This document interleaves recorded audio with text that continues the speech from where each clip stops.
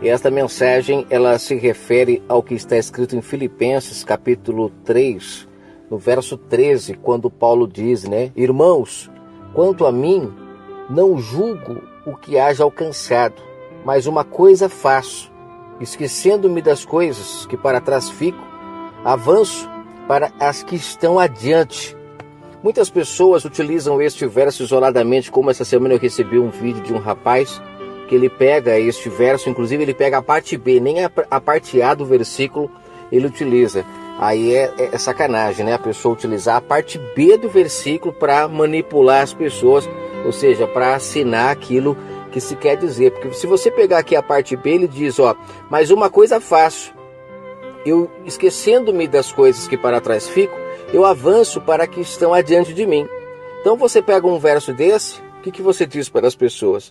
Você pode dizer para elas, olha, o que você fez ficou para trás, agora você tem que seguir adiante. E esse adiante, geralmente eles se referem a você entrar para um sistema religioso e começar a praticar todos os rituais que eles praticam lá e tudo mais. Este vídeo, inclusive, que eu recebi, o rapaz falava sobre isso, né? Sobre as pessoas irem para a igreja, esquecer o que ficou para trás e agora seguir firme com Jesus e tudo mais. Só que o detalhe é o seguinte, não é isso que Paulo fala aqui. E eu, através deste vídeo, eu achei interessante eu começar a gravar algumas coisas, lendo o contexto todo, pegando o capítulo inteiro para ler. Porque aí os irmãos poderão ler junto comigo para perceber que, ao contrário do que muitos dizem, né, o herege ou a pessoa desintegrada, desculpa se eu falei errado, mas é a pessoa que está fora das igrejas, eles se referem como sendo eu e outros irmãos que estão aí anunciando a palavra do Pai de maneira pura, sem fermento. Quando na verdade as pessoas não conseguem entender que quem pega versos isolados, quem se beneficia de textos isolados é que de fato é um herege. É necessário você primeiro ler o contexto para você se situar e segundo, você precisa ter uma noção do que está acontecendo para não ficar preso em versos isolados, porque é muito fácil muitos homens se utilizarem disso para fermentar a palavra e pior, se beneficiar. Né? Logo no capítulo 1 de Filipenses, Paulo fala sobre a questão de homens que se beneficiam com a palavra, que têm olhos para o seu próprio ventre apenas, só pensam em si. Vou ler em outra ocasião Filipenses 1, eu quero ler o Filipenses 3, para a gente poder ter uma noção do que Paulo estava dizendo que ele deixou para trás, para seguir agora adiante, não mais praticando aquilo que ele praticava. O que ele praticava? O que de fato ele quis dizer ali? Vamos lá. Verso 1 de Filipenses 3. Quanto ao mais, irmãos meus, regozijai-vos no Senhor, ou seja, se alegrai no Criador. Não me é penoso a mim escrever-vos as mesmas coisas, porque a vós vos dá segurança. Paulo está dizendo que ele gosta de ficar sempre repetindo as mesmas coisas para as pessoas terem segurança no que ele falava, né? Ver que ele não ficava mudando de ideia o tempo todo, ele sempre estava firme numa palavra só. Aí ele diz no verso 2, acautelai-vos dos cães. Essa expressão cão, já comentei em outros áudios. Cão é um tipo de animal que o que você der para ele comer, ele come, né? E na verdade esses homens que são chamados de cães por Paulo, são justamente um tipo de gente que existe na Terra, é tipo uma expressão aqui, uma metáfora que ele usou para expressar que são pessoas que se aproveitam de tudo que puderem se aproveitar em cima das pessoas. Então ele fala, cautelai-vos deles, cuidado, acautelai-vos dos maus obreiros. Quem são maus obreiros? Mau obreiro é aquela pessoa que está na igreja ali, tem um cargo de obreiro e ela é ruim? Não, não é isso. Mau obreiro são pessoas que dizem fazer a obra do Pai, mas são cães, estão puxando sardinha para o seu lado. São pessoas que não estão interessadas com o reino do Pai, em sim com o seu próprio ventre, como ele começa lá no capítulo 1 falando. Aí depois ele fala, acautelai-vos da falsa circuncisão. O que é uma falsa circuncisão? São palavras mentirosas, porque a verdadeira circuncisão é aquela que vem do alto, é espiritual. Nós ouvimos a voz do Pai e comemos da sua boca. A falsa circuncisão é aquela que vem da boca de homens maldosos, que fermentam a palavra do Pai e faz as pessoas se acharem no caminho. É como se elas acreditassem que estão no caminho correto, mas não estão, porque estão fermentadas por esses cães que Paulo alerta para tomar cuidado. Verso 3, porque a circuncisão somos nós que servimos a Deus em espírito. Olha só, servirmos a Deus em espírito. Ou seja, como você pode servir a Deus em espírito? indo para um templo, praticando jejum físico, ceia física, batismo físico, ou de fato isso já é como que eu posso dizer, um engano que esses cães trouxeram desde lá de trás, não entendendo que todas as práticas que aconteceram até o madeiro, foram até o madeiro. No madeiro acabou a era carnal. Após o madeiro nasceria a graça, que é a adoração em espírito. Aquela que o Messias disse para a mulher samaritana: a partir de agora o Pai busca os que o adorem. E aqui Paulo repete: os que o sirvam em espírito. Verso 3 de Filipenses 3, para você não falar que eu sou herege ou que eu estou fora da palavra. Paulo está deixando claro: a verdadeira circuncisão somos nós que servirmos a Deus em espírito. Servir ao Pai em espírito é o seu espírito conectado nele 24 horas, tendo a plena certeza que o seu espírito, como ele disse lá em Romanos, ele intercede por você. Ele clama com gemidos por você. Porque ele conhece. E o Pai que esquadrinha os corações, ele vai te dar aquilo que de fato você merece, não aquilo que você está pedindo. Porque acaba-se as falcatruas, acaba-se as barganhas, né, no reino espiritual. Mas aqueles que querem permanecer na carne, eles permanecem, né? E eles são pessoas que estão na mão desses cães, os chamados abutres, né? Aonde estiver os mortos, como está escrito, se ajuntarão os abutres. Então as pessoas não buscam espírito, estão mortas, espirituais, e aí esses abutres, esses homens maldosos, se aproveitam dessas pessoas para cobrar oferta até hoje, para cobrar dízimo até hoje. Aí se a pessoa não se batizar na água da igreja, eles dizem que ela está errada, que ela tem que se batizar, porque se não fizer assim não será salva. Aí a pessoa se batiza, e nisso ela fica cada vez mais colocando na cabeça dela que ela precisa fazer parte daquela igreja, porque foi lá que ela se batizou, então ela não pode sair para ir para outra. Sem ela perceber, esses cães que Paulo está falando aqui, eles estão escravizando ela dentro de suas regras, dentro de suas doutrinas, ao ponto de a pessoa achar que se ela não comer um pão da padaria, ou tomar um vinhozinho, né, esse vinhozinho físico que eles dão na ceia, ela não vai ser participante da glória, da ressurreição dos mortos. Ela acha que isso é o que fará dela naquele dia ser salva, quando na verdade o Messias utilizou o pão, utilizou o vinho, assim como João utilizou a água, era para aquelas pessoas de Israel, porque eles estavam cegos, eles não conseguiam enxergar um palmo na frente do nariz de forma espiritual. O próprio Messias falava: quem tem olhos que veja. Eles tinham olhos, mas os olhos deles eram o físico, porque o espiritual estava fechado, assim como o Messias o tempo todo falava: aquele que tiver ouvido, ouça. Ele se referia ao ouvido espiritual, mas aquele povo estava com o ouvido espiritual totalmente fechado, né? Então é interessante a gente entender que esses abutres, esses homens, esses cães, eles se apoderam das pessoas através de obras carnais, obras físicas, ceia física, batismo físico, tudo aquilo que foi necessário para Israel, eles trazem até hoje como necessário para que as pessoas pratiquem, e fazendo isso, eles estão mantendo elas dentro de um ritual, onde elas acreditam que todos os meses ela precisa fazer, toda semana tem o culto, é o culto de ensino na terça, é o culto de não sei o que na quarta, é o culto de não sei o que na quinta, é culto da busca do Espírito Santo, como se fosse possível nós ficarmos buscando o Espírito Santo hoje, assim, em reuniões. O Espírito Santo é como o Messias disse, ele está em todos os lugares, né? Ele é como o vento, nós não o vemos, mas o sentimos. Não é necessário você ficar agora buscando, se reunindo em um lugar para buscá-lo, porque a função do Espírito do Pai é convencer o homem do seu pecado, e isso ele faz 24 horas por dia. Porque o local que o povo menos está fazendo coisa errada, teoricamente, né, não está matando, não está adulterando, não está roubando, é dentro de um templo. Então ali o Espírito Santo vai convencer o povo do quê? Então o Espírito Santo, ele convence as pessoas o tempo todo, em todas as esquinas, em todos os lugares. Agora, o mais errado de se reunir nesses lugares é acreditar que você pode manipular o Espírito Santo. É como você querer fazer o que a nossa, né, presidente, eu não sei se ex-presidente, disse: empacotar vento. Mas na verdade você dizer que existe um culto da busca do Espírito Santo é a mesma coisa de você dizer que você consegue empacotar vento. Porque o Messias disse que o Espírito do Pai é como o vento. Como você vai reunir ele e trazer para dentro de um culto para as pessoas recebê-lo? Aí tem quem fala: não, mas lá em Atos 2 o povo estava reunido para receber o Espírito Santo. Sim, o detalhe é que lá em Atos foi a descida do Espírito Santo, a promessa do Pai, e a partir dali é impossível você manipular ele. É um absurdo a gente compreender a palavra de uma forma tão assim enganada, né? Você ficar achando que a palavra que aconteceu lá em Atos acontece hoje. Não, lá foi um propósito. Lá o povo estava totalmente carnal, sem compreensão do mundo espiritual, e o Pai mandou o seu Espírito para que o povo nascesse do Espírito e começasse a compreender a sua palavra de forma espiritual, para poder ir e anunciar o Evangelho.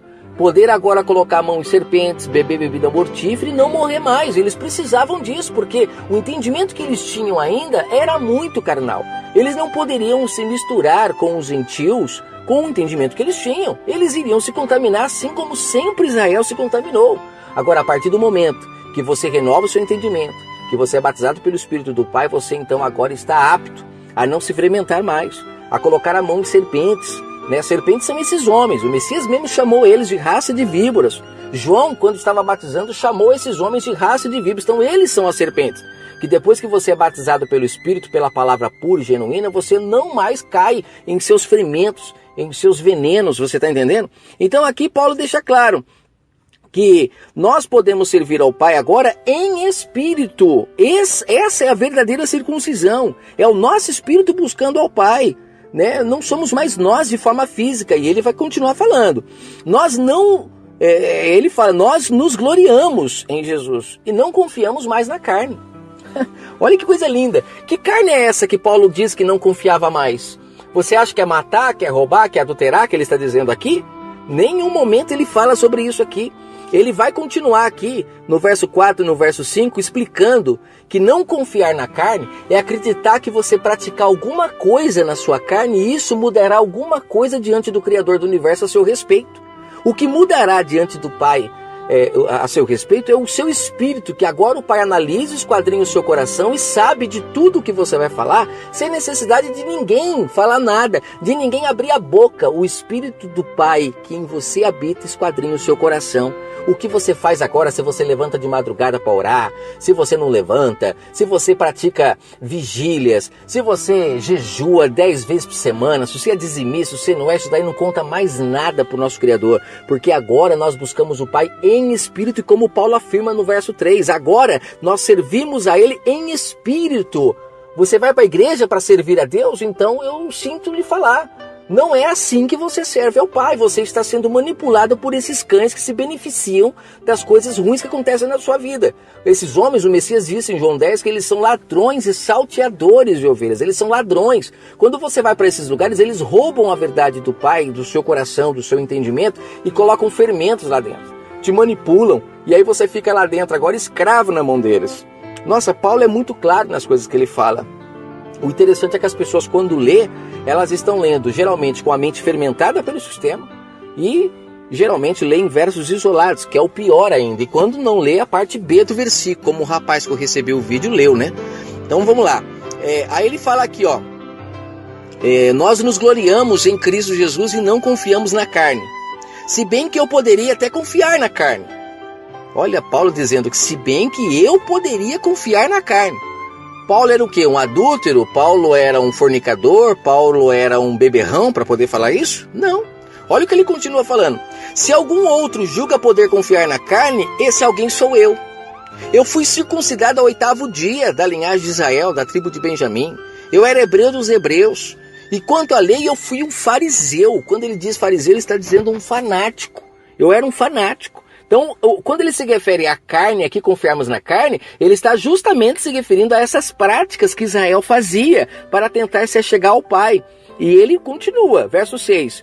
Quanto ao zelo, ou seja, o zelo do quê? Da lei, ele era fanático, ele era fariseu. Eu era tão zeloso que eu perseguia a igreja referente à justiça. E justiça é essa que há na lei. E eu fui irrepreensível quanto a essa justiça, ao ponto de não aceitar nada que não viesse da lei, que é o que acontece hoje. Você chega numa igreja e fala que não precisa tomar essa ceia física e nem tomar o copozinho do vinho, nossa, eles viram um capeta, esses homens. É como Paulo, muitas pessoas disseram, né, que ele ia contra as leis de Moisés, que Paulo era contra o templo. Na verdade não é que Paulo era contra. Assim como eu também não sou contra. O que eu sou contra é o ferimento, é o engano, é você dizer para as pessoas que neste lugar é a casa de Deus. Isso é um absurdo. Um local de reunião eu compreendo, mas dizer que é a casa de Deus, temos um encontro marcado com Deus às 19 horas, isso é um absurdo. Isso é diminuir o Criador do Universo à estatura humana. Porque quem precisa de horário para se reunir é um ser que não é onipresente. É você que precisa marcar um horário às 19 horas para a gente se encontrar. Agora, um ser que é espírito, marcar horário para falar com ele, isso é a pior das blasfêmias que existe. Isso é ferimento dos cães, fuja disso, pare com isso. Sabe, você quer se encontrar num lugar para falar sobre o Criador do Universo? Se encontre, mas não diga que ali é a casa de Deus. Tem gente que está em casa reunido com os familiares num domingo à noite, chega o horário de ir para o culto, a pessoa abandona a família para ir para a casa de Deus. Isso é um absurdo. Se a casa de Deus somos nós, a nossa família, as pessoas que estão ao nosso redor, elas têm o Criador do Universo dentro delas e é nelas que você tem que plantar para poder colher no momento certo, no momento oportuno. Quanto mais você faz pelo próximo, no momento que você precisar, são eles que vão retribuir tudo o que vocês fizeram, porque são terras férteis. Agora as pessoas deixam a terra verdadeira, que é a pessoa onde você planta e colhe, para ir plantar dentro de um sistema religioso, que quando você precisa deles depois, eles não te dão uma cesta básica, não te dão um remédio. Se você não procurar um médico, não procurar alguém para te sustentar fora de lá, dificilmente você conseguirá lá. Então, assim, é um engano dos mais grandes, né? Dos maiores. E aí ele fala aqui, ó, no verso 7. Mas o que era para mim lucro, eu passei a considerá-lo como perda por amor a Cristo. O que era lucro para ele? Ficar seguindo a lei, regras, tradições, liturgias. Ele considerou como perda. Ou seja, ele foi servir ao Pai em espírito, gente. Coisa linda. Verso 8.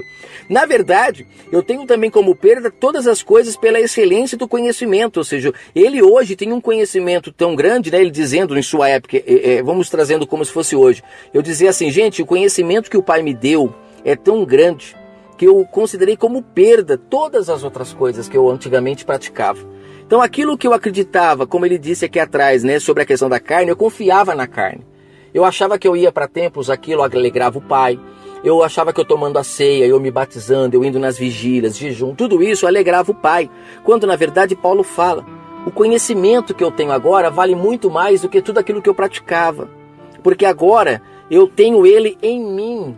E no meu dia a dia eu procuro ser justo, honesto, praticando a verdade do Pai, sem necessidade dessas práticas carnais. Gente, é lindo isso que ele fala. Aí ele fala aqui, ó, eu sofro como perda todas essas coisas, verso 8, e as considero como refúgio para que possa ganhar então a Cristo. Então você que de repente, às vezes fica pensando assim, irmão, eu não consigo ler a palavra desse jeito, irmão, eu não consigo compreender de fato as Escrituras. Sabe quando você vai compreender? Quando você fizer o que Paulo fez, considerar como refúgio tudo aquilo que você fazia, sabe, parar de praticar obras carnais, acreditando que isso te levará ao Pai. Entenda que é o teu espírito que adora o Pai com gemidos inexprimíveis. Ele passa tudo o que você faz 24 horas por dia ao Pai e que você precisa apenas, sabe o que? Obedecer. Ser uma pessoa obediente. E nisso você estará agradecendo ao Pai, ou seja, agradando ao Pai. Não é nem ser obediente em praticar essas obras, como eu disse, são obras carnais. É ser obediente no seu dia a dia, procurando amar o próximo, que é isso que o Messias disse. Quando perguntaram para ele o que preciso fazer para me salvar, ele não deu nenhum rodeio, ele não deu nenhuma volta para ser direto ao ponto. Ele só falou, ame a Deus sobre todas as coisas e ao próximo como a ti mesmo. Isso se resume à lei e os profetas. Então para que eu vou ficar preso em rituais, em práticas, em tantas coisas físicas, se agora eu posso buscar o Pai em espírito? E foi isso que ele disse à mulher samaritana, é chegada a hora. Significa que ainda não tinha chegado a hora enquanto ele estava conversando com ela. É por isso que tinha pão físico, tinha vinho físico, é por isso que existia o templo ainda de pé, é por isso que batizava na água física, tudo era físico. Porque afinal de contas isso acabou, foi no madeiro ele pôs abaixo. E ele diz, destruam o templo de pedra que eu levantarei o verdadeiro templo. Vocês podem ter demorado quase 50 anos, como os homens riram dele quando ele falou isso. Demoramos quase 50 anos para construir esse templo e você diz que você vai levantar um templo em 3 dias? Percebam como eles não compreendiam que o verdadeiro templo do Pai são as pessoas. E ali o Messias se referia ao seu corpo como templo. O primeiro a ressuscitar dentre os mortos, para poder então nos levar a ter também essa comunhão tão íntima com o Pai, de quando morrermos neste corpo físico, podemos ressuscitar dentre os mortos, como ele diz que é possível, mas só é possível para aqueles que de fato buscam o Espírito, que não confiam na carne. Aqui ele fala, verso 9, e seja achado nele Deixa eu voltar aqui, que ele fala que considerou como refúgio, né, no verso 8, finalzinho, para que possa ganhar a Cristo. Ele considerou como refúgio as práticas carnais que ele fazia. Verso 9, e eu espero que, fazendo isso, ter considerado como refúgio, eu seja achado nele, não tendo como minha justiça a que vem da lei. Olha que coisa linda. Eu não quero que a minha justiça venha da lei, porque eu sei que nunca virá, mas ela vem pela fé em Cristo, a saber, a justiça que vem de Deus, pela fé. O que é buscar o Pai pela fé? Não é como o sistema religioso ensina, eu tenho fé que tudo vai dar certo. Não, isso são fermentos. O Pai disse para nós não buscarmos as coisas dessa terra. Então para de ficar achando que fé, que está escrito na Bíblia, está relacionado a casa, a carro, a conquistas. Não, gente. Aqui Paulo fala que buscar o Pai pela fé é o seguinte: eu refugo tudo aquilo que eu praticava na carne para agora buscar o Pai em espírito. É como ele disse em Hebreus 13, a fé é o firme fundamento daquilo que eu não vejo, mas eu creio.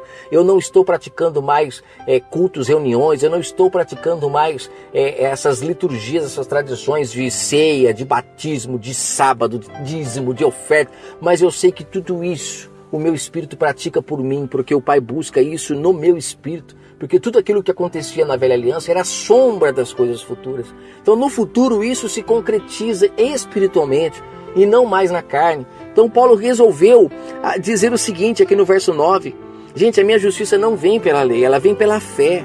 É quando eu creio que em Cristo tudo isso consumou, então eu vivo o verdadeiro evangelho, livre, porque aonde há liberdade, aí há o Espírito do Pai. Verso 10. Ele fez tudo isso para conhecer o Messias, porque só conhece ele de fato quem abandona tudo isso, porque você vai viver a verdadeira essência do evangelho. Ele fala, verso 10, eu fiz tudo isso para conhecê-lo, e o poder da sua ressurreição, e a participação dos seus sofrimentos, conformando-me a ele, a sua morte. Aí ele fala, verso 11, para ver se de algum modo eu posso chegar à ressurreição dentre os mortos. Ou seja, tudo isso que Paulo fez, abandonando as obras carnais para servir ao Pai em Espírito, como ele disse no verso 3, ele só fez para poder chegar à ressurreição dentre os mortos. Ele entendeu que só quem busca um Espírito que de verdade ressuscita entre os mortos. Verso 12. Aqui existe uma epígrafe, não onde eu estou lendo, que fala correndo em direção ao alvo. Muitos começam lendo a partir daqui. Mas quando você chega no verso 12, você tem que entender que aqui é uma sequência do que ele disse lá desde o primeiro verso. Na verdade, é desde o primeiro verso lá do capítulo 1. Mas pegando no primeiro verso aqui do capítulo 3, dá para ter um pouco de noção do que ele está dizendo. Então você vai entender agora o que ele disse que deixou para trás. Ele não deixou para trás os seus amigos, sua família, ele não deixou para trás a vida. Ele deixou para trás foi as práticas religiosas que ele fazia. Olha só, verso 12. Não que já tenha alcançado o que? Ele acabou de dizer aqui atrás, a perfeição, de poder ter se chegado ao Pai pela fé. Não, ele assume, gente, eu ainda não alcancei o que eu queria, o que eu quero alcançar.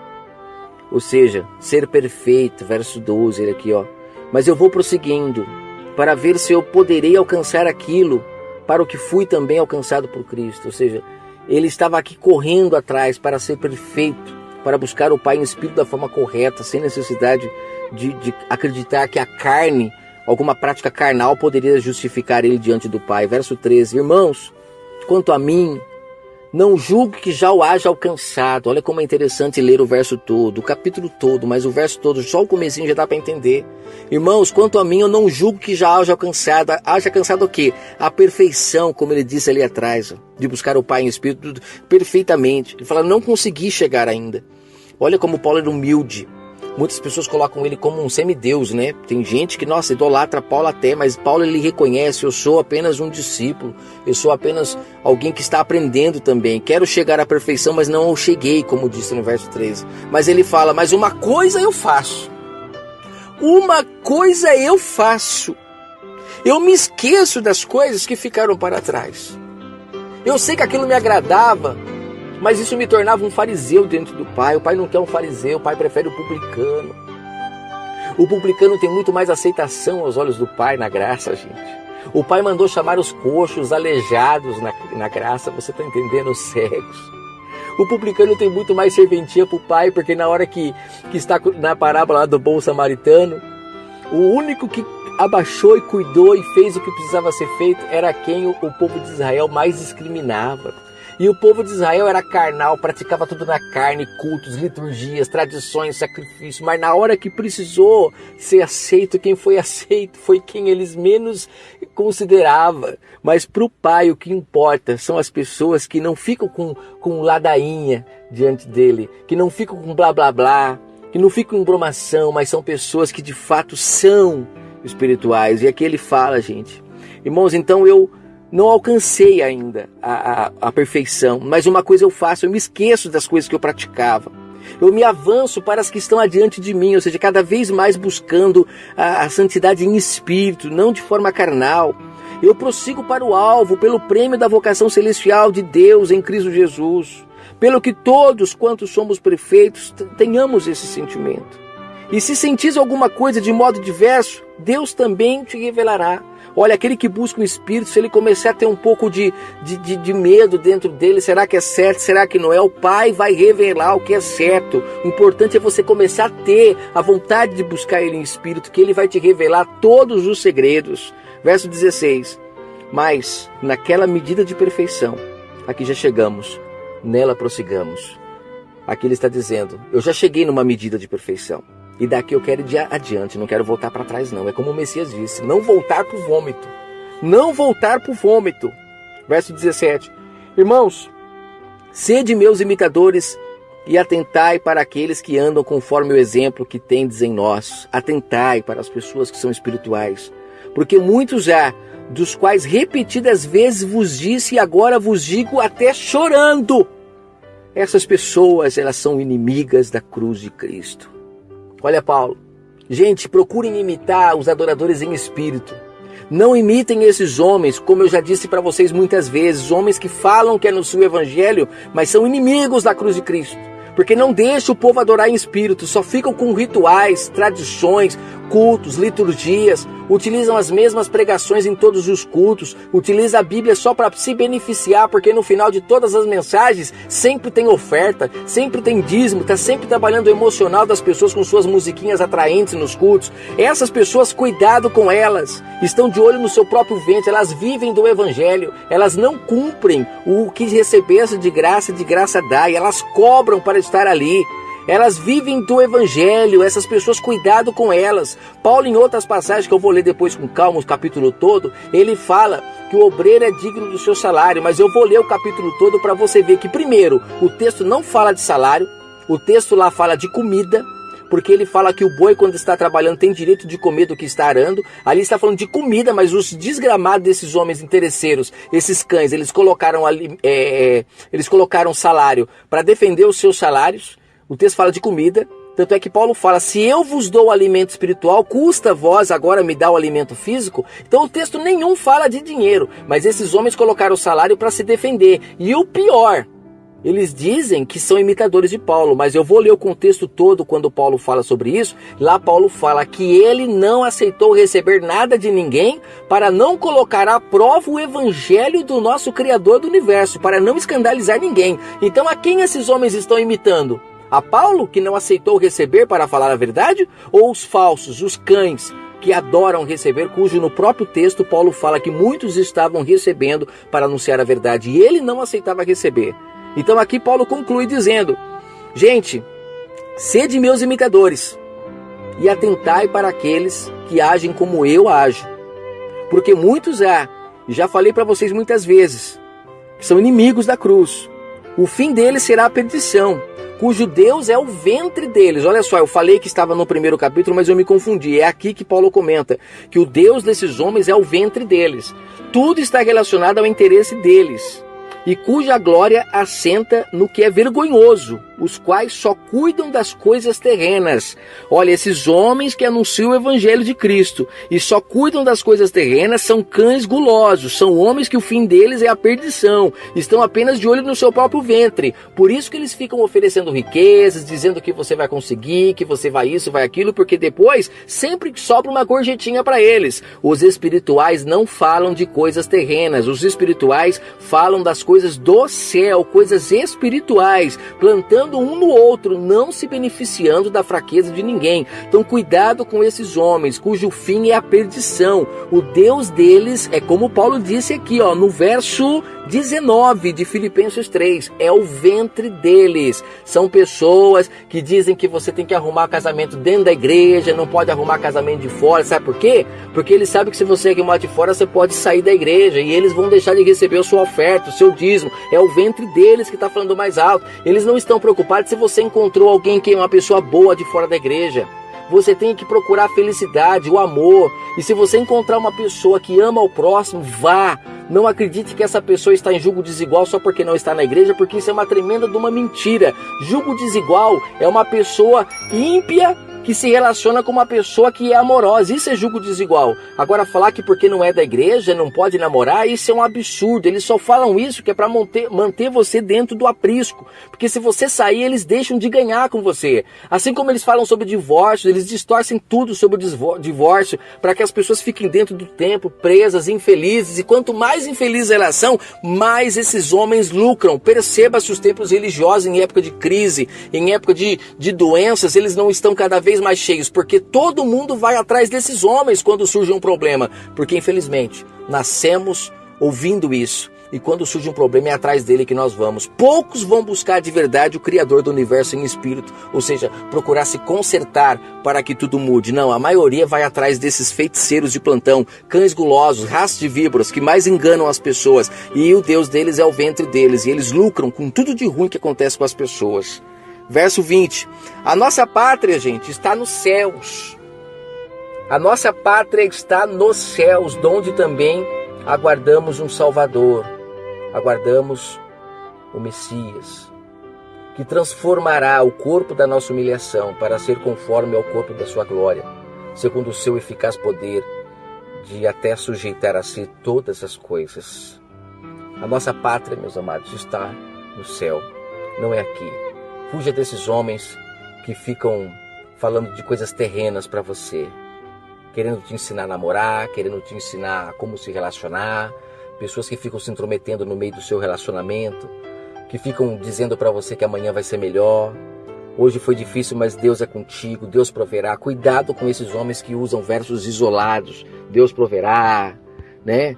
Alegrei-me quando me disseram vamos à casa do Senhor. Como aqui, esqueci das coisas que para trás fica, penso só nas que tem para frente. Não compreendendo e não trazendo, melhor dizendo, não trazendo a compreensão das pessoas que as coisas que Paulo resolveu deixar para trás foi a religião. Foi justamente aquilo que eu venho falando em todos os áudios do canal Adorando em Espírito. Paulo abandonou a religião para seguir adiante. Adiante como? Buscando o Pai em Espírito, como ele disse no verso 3, servir ao Pai em Espírito. O que ele deixou para trás foi isso. Agora os homens usam a parte B do verso 13 para dizer para as pessoas que deixar para trás o que passou é abandonar tudo, os amigos, abandonar a família para agora fazer parte de um sistema religioso. Cuidado com esses homens, porque o Deus deles é o ventre deles. Fiquem com o eterno Criador e que o Pai possa abençoar a sua vida, em nome de Jesus Cristo.